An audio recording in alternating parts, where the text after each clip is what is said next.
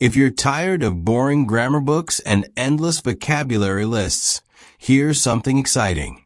Learn English with real-life stories. This story is not only fun and a little crazy. It's designed to help you pick up useful expressions, natural sentence structures, and vocabulary without feeling like you're studying. Make sure to hit that subscribe button, give us a like, and turn on the notifications so you don't miss a single story. We have new videos every day to keep your English learning journey exciting and fresh.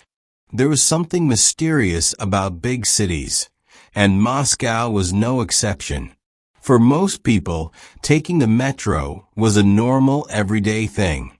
But for Liam, a young traveler who had never been to Russia before, it was the beginning of something he would never forget. He had arrived in Moscow the night before. The sky was dark and the air was cold, but the city lights made everything look alive. He checked into a small hostel near the city center and went to bed early. The next morning, he was ready to explore. He had a simple plan. Visit the Red Square, take a few pictures of St. Basil's Cathedral, walk around a bit, and try some Russian food. He didn't plan anything complicated. He just wanted a peaceful day. After breakfast, he put on his jacket, grabbed his phone, and walked to the nearest metro station. The signs were mostly in Russian, and although he had downloaded a translation app, it didn't help much with the announcements echoing through the old speakers. Still, he managed to find the right line. Or, at least, he thought he had. The train arrived. He stepped inside. It was warm, quiet, and not too crowded. He sat near a window and looked outside as the train began to move. For the first 10 minutes, everything was smooth. He watched as stations passed by. He didn't understand the names, but he followed the map. Then, the train suddenly slowed down. At first, it didn't seem like a big deal. Trains slowed down all the time. But then it stopped. Completely. And they weren't at a station. There was silence. No announcements. No movement. Just silence and dim lights. Liam looked around. The other passengers seemed confused too, but nobody panicked. Some people looked at their phones. Others just sat still waiting. A few minutes passed. Then 10. Then 20. Still nothing. He felt a strange pressure in his chest. The kind of feeling that sneaks in when your brain doesn't know what's going on. He checked his phone, but there was no signal. Just a blank screen and a spinning wheel. He tried to stay calm. Maybe there was a technical issue. Maybe the train would start moving soon. Maybe someone was fixing something. Maybe. But the longer they sat in the tunnel, the more nervous he became. After half an hour, the lights flickered. Not once. Not twice.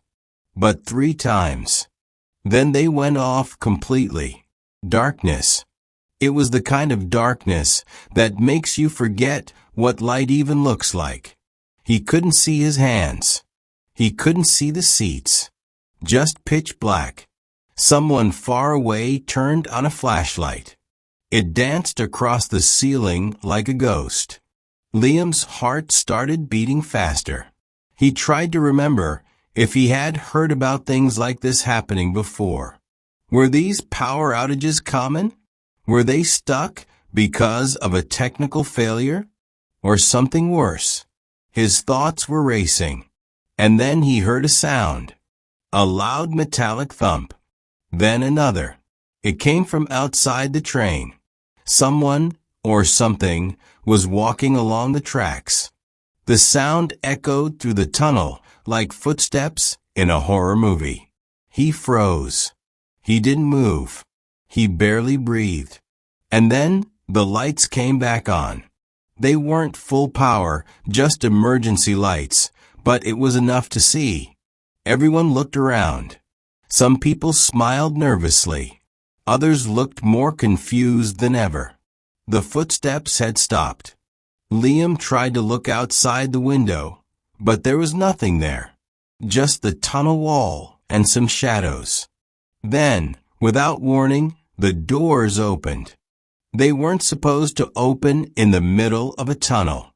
There was no platform, just empty space. For a few seconds, nobody moved. Then a man in a dark uniform appeared.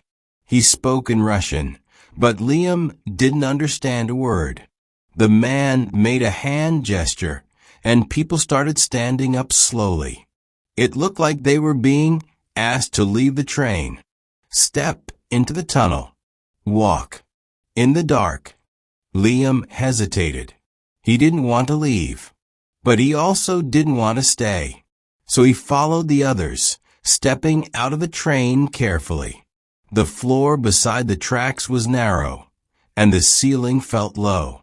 The group moved slowly, one by one. Some people used their phone lights. Others held hands. Nobody talked. The tunnel smelled of metal and electricity. It was warm, but not in a good way. It felt unnatural, like the air wasn't supposed to be that thick. As they walked, Liam tried not to look around too much. Every sound made him jump. A drop of water.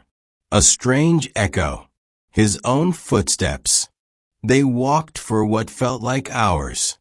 But maybe it was just 20 minutes. Time was strange in the dark. Finally, they reached another train that was parked near a maintenance platform. A new group of workers helped them climb aboard. The lights were brighter here. The air was better. Liam could breathe again. He sat down, not even sure what had just happened. Was that real? Did he really walk through a metro tunnel in Moscow? Eventually, they were taken to a nearby station. He walked up the stairs and stepped outside. The sky was gray. The city was still moving. Cars, buses, people, everything continued like nothing had happened.